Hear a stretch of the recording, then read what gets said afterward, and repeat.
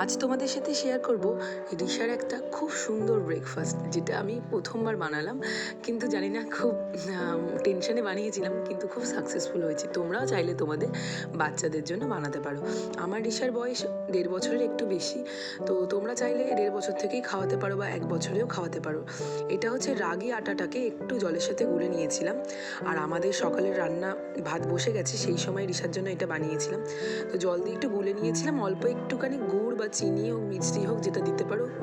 আর তার সঙ্গে আমি দিয়েছিলাম একটু বাদাম গুঁড়ো। আর আমাদের ঘরে একটু চিজ ছিল, তোমরা চাইলে বাটারও দিতে পারো, অল্প একটু ঘি দিতে পারো। আমি চিজটাই প্রথমবার রিশাকে দিলাম না, আগেও দিয়েছি 1-2 বার, ওর ভালোই লাগে তাই জন্যই দিলাম।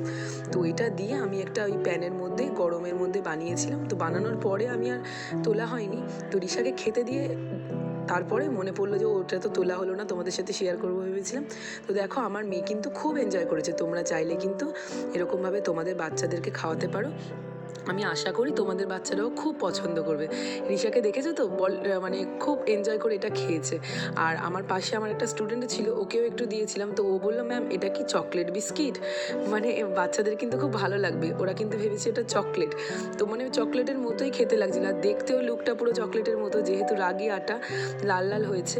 তো একবার তোমরা কমেন্ট করে জানিও, তোমরা যদি এরকমভাবে কিছু বানিয়ে থাকো, কেমন লেগেছে শেয়ার করো আমার সাথে। টাটা আজকের মতো।